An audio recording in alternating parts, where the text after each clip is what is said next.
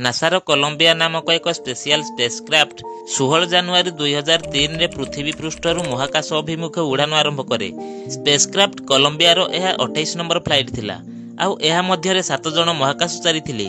16 दिन पर्यंत महाकाश रे गवेषणा करी 1 फेब्रुआरी 2003 रे पृथ्वी पृष्ठ को प्रत्यावर्तन करिवार थिला।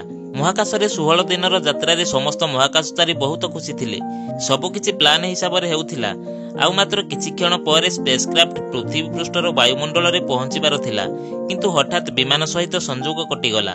यह देखि कंट्रोल रूम रे एक नीरवता खेलीगला। किछि समय पर ग्राउंड टीम पक्षरु सूचना दियागला जे कोलंबिया स्पेसक्राफ्ट अंतरिक्ष रे ब्लास्ट होई जाई अछि। बंधुगण, स्पेसक्राफ्ट रे थिबा 7 जन महाकाशचारी मध्य रे जने भारतीय महिला महाकाशचारी कल्पना चावला मध्य शामिल थिले। बंधुगण, एही प्रोजेक्ट रे जाइथिबा महाकाशचारी टीम और कंट्रोल रूम रे थिबा साइंटिस्ट टीम समस्ते निज निज काम रे एक्सपर्ट थिले, किंतु कोलंबिया रो परिणाम एपरि हेबो एहा केही केबे कल्पना मध्य करि नथिले। बंधुगण, महाकाश रे जाई एक नियंत्रित परिवेश रे परीक्षण करिबा गोटिए कथा, किंतु प्रकृत विपज्जनक काम हैला अंतरिक्ष को जिबा और सेठारु प्रत्यावर्तन करिबा। बंधुगण, आजिर एही वीडियो रे आमे मनीषर अंतरिक्ष को जिबार जटिलता को सहज भाषा रे बुझिबा। तेणु वीडियोर शेष पर्यंत किछि मिनिट पई आम सहित रुहंतु एवं ता सहित चैनल को सब्सक्राइब करी ऑल नोटिफिकेशन को प्रेस करि नियंतु। बंधुगण, नमस्कार एवं स्वागत जणाउछु आपनकु कहानी हमर यूट्यूब चैनल को। जेमिति आमे देखि अछे कि दीपावली रे रॉकेट रो लांजरे निया लगाई ऊपर को छड़ा जाई थाए, ठीक सेही परी रॉकेट महाकाश को जिबार एक माध्यम। एहा व्यतीत अंतरिक्ष को जिबार अन्य जंत्रटी हेउछि स्पेसक्राफ्ट। एबे आपण भाबुथिबे एही स्पेसक्राफ्ट अंतरिक्ष को जिबा पई निर्मित होई थाए, हेले एही रॉकेट कोन किंबा कोन एही दुईटी गोटिए नुहंती। तेणु प्रथमे आमे जानि नेबा कि स्पेसक्राफ्ट एवं रॉकेट दुईटी जाको अलगा अलगा होई थांती, जाहाकि एथिरे महाकाशचारी माने बसी महाकाश को यात्रा करि थांती। अंतरिक्ष रे स्पेसक्राफ्ट रो मुख्य काम होई थाए।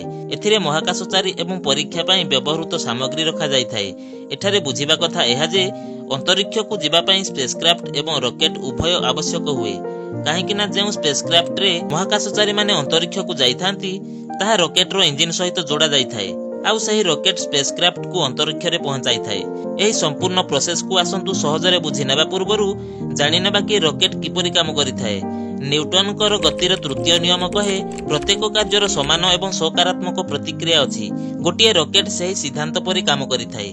ढेर सारा इंधनर जळिबा द्वारा सृष्टि हेउथिबा थ्रस्ट को व्यवहार करी रॉकेट पृथ्वी पृष्ठर ऊपर को उठी थाए। साधारणतः आमे भाबी थांती कि सही लंबालिया गोलाकार जंत्रटी ही रॉकेट होई थाए, किंतु रॉकेट हेउछि एक प्रकारर इंजिन जहार काम अंतरिक्ष पर्यंत निजर पेलोड को पहुंचाइबार होई थाए।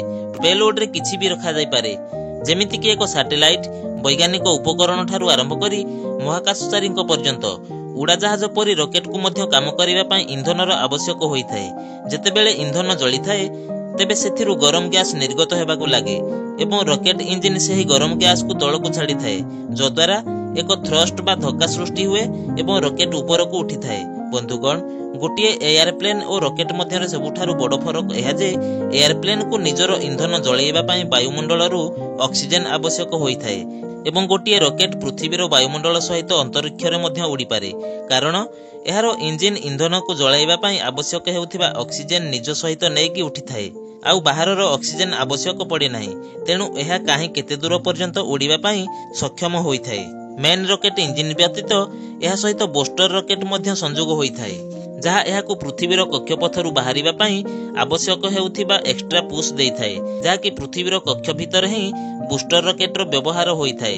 इंधन शेष हेबा पर एही बूस्टर रॉकेट आपे आपे मेन रॉकेट ठारू अलगा होई जाई थाए एवं मेन रॉकेट आगामी यात्रा पई बाहरी जाई थाए। आशा करे आपण माने रॉकेट कोन एवं एहा किपरि काम करे से विषय रे बुझि सारिथिबे।